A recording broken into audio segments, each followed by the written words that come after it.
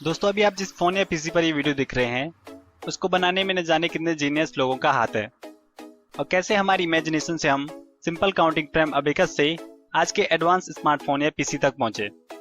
और इस बीच क्या क्या हुआ वो सभी जानने के लिए वीडियो को एंड तक जरूर देखें। अबेकस जिसे काउंटिंग फ्रेम भी कहते हैं यह लगभग 500 BC में इन्वेंट किया गया था। यह एक सिंपल टूल था जिससे कि सिंपल सब्ट्रैक्शन और एडिशन कर सकते थे। आज भी इसका प्रयोग बच्चों को अरिथमेटिक पढ़ाने में किया जाता है। लगभग 17वीं सेंचुरी तक यही एक मशीन थी जो फास्टेस्ट कैलकुलेशन कर सकती थी। ब्लेज पास्कल जो एक फ्रेंच साइंटिस्ट थे और उनके फादर जो एक टैक्स ऑफिसर थे, तो अपने फादर की कैलकुलेशन में हेल्प करने के लिए 1642 में मात्र 18 साल की उम्र में उन्होंने एक कैलकुलेटर बनाया जिसे पास्कलिन कहा गया। यह कैलकुलेटर गियर बेस्ड था जिसमें एडिशन और सब्ट्रैक्शन कर सकते थे। पास्कल के कैलकुलेटर को इम्प्रूव करते हुए 1671 में जर्मन मैथमेटिशियन लेबनिज ने कैलकुलेटर बनाया जो एडिशन और सब्ट्रैक्शन के साथ साथ मल्टीप्लिकेशन, डिवीजन और स्क्वायर रूट भी कैलकुलेट कर सकता था। लगभग अगले 300 सालों तक इसी कैलकुलेटर का प्रयोग किया गया। साथ ही लेबनिज ने ही हमें बाइनरी कोड्स के बारे में बताया कि हम किसी भी नंबर को केवल 2 डिजिट 0 और 1 के रिपीटिशन द्वारा डिनोट कर सकते हैं। अभी तक की जो मशीनें थी वो केवल कैलकुलेशन के लिए थी, यानी कि कैलकुलेटर से। रियल कंप्यूटर्स की शुरुआत होती है चार्ल्स बेबेज से, जिनकी कंप्यूटर की सोच कुछ आज के कंप्यूटर के जैसे थी, जिन्होंने कंप्यूटर को एक सही डायरेक्शन दी।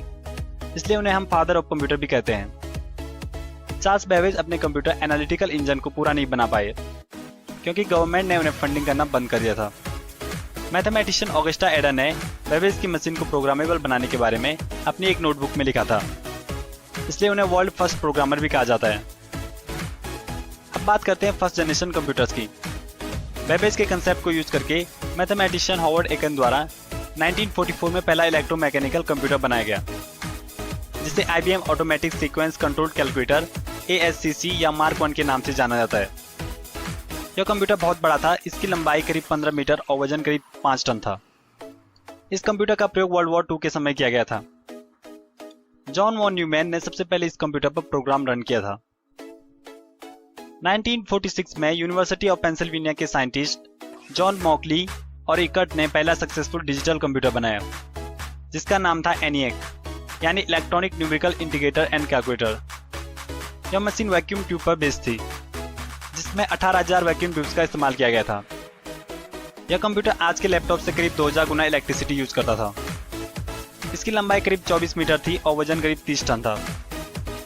मॉकली और इकर्ट ने Hungarian mathematician John von Neumann के कंप्यूटर वर्क को यूज करके 1951 में यूनिवर्सल ऑटोमेटिक 1 यानी यूनिवैक 1 कंप्यूटर बनाया।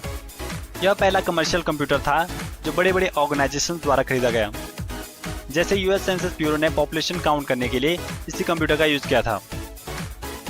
अब बात करते हैं सेकेंड जनरेशन कंप्यूटर्स की। अभी तक की सभी कंप्यूटर्स वैक्यूम ट्यूब्स का इस्तेमाल करती थी जिनसे कि बहुत सी प्रॉब्लम जैसे हीटिंग प्रॉब्लम, साथ ही कंप्यूटर बहुत बड़े और भारी हो जा रहे थे। आखिर इस प्रॉब्लम का सॉल्यूशन कैसे मिला?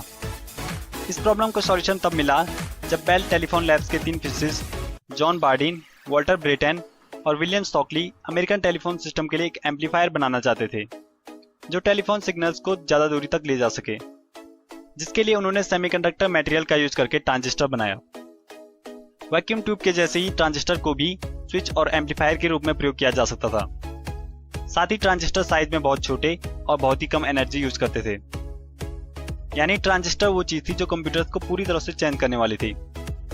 और इसलिए फिजिसिस्ट जॉन, वॉल्टर और विलियम को 1956 में वर्ल्ड का सबसे बड़ा साइंस प्राइज यानी नोबेल प्राइज मिला। अब कंप्यूटर्स छोटे, हल्के और तेज हो गए थे और इनकी परफॉर्मेंस पहले के मुकाबले बहुत ही तेज थी और साथ ही हाई लेवल प्रोग्रामिंग लैंग्वेज फोर्टॉन और कोबल का यूज स्टार्ट हो गया था। अब बात करते हैं थर्ड जनरेशन कंप्यूटर्स की। थर्ड जनरेशन कंप्यूटर्स की शुरुआत होती है 1964 में TS किल्बी द्वारा, जिन्होंने सभी ट्रांजिस्टर्स को एक सिंगल सेमीकंडक्टर चिप में डालने का कंसेप्ट दिया और इसे इंटीग्रेटेड सर्किट या IC कहा गया, जिससे कंप्यूटर का साइज छोटा हो गया और साथ ही कंप्यूटर की स्पीड बहुत तेज हो गई। अब पंच्ड कार्ड और प्रिंट आउट की जगह कीबोर्ड और मॉनिटर का इस्तेमाल किया जाने लगा। अब बात करते हैं फोर्थ जनरेशन कंप्यूटर्स की।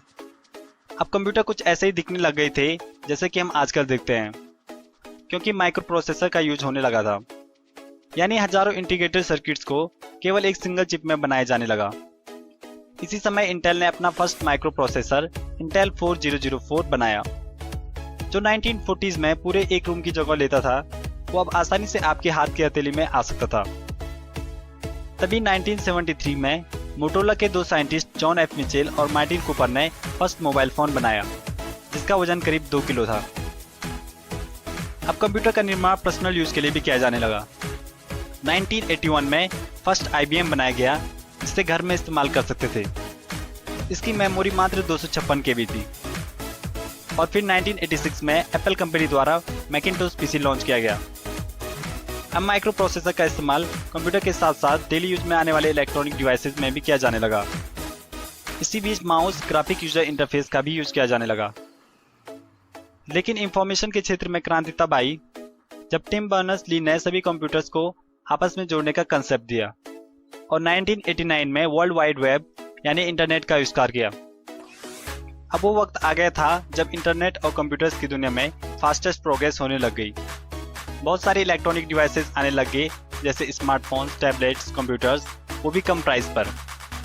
इंटरनेट पर गूगल सर्च, फेसबुक, यूट्यूब जैसी वेबसाइट आ गई और एप्पल ने अपना पहला आईफोन 2007 में लॉन्च कर दिया और गूगल ने एंड्रॉइड OS का फर्स्ट वर्जन 2008 में रिलीज कर दिया था। अब बात करते हैं 5th जनरेशन कंप्यूटर की, यानी आर्टिफिशियल इंटेलिजेंस की। पिछले 10 सालों में हम कहां पहुंच गए, इस बात का अंदाजा इस बात से लगा सकते हैं।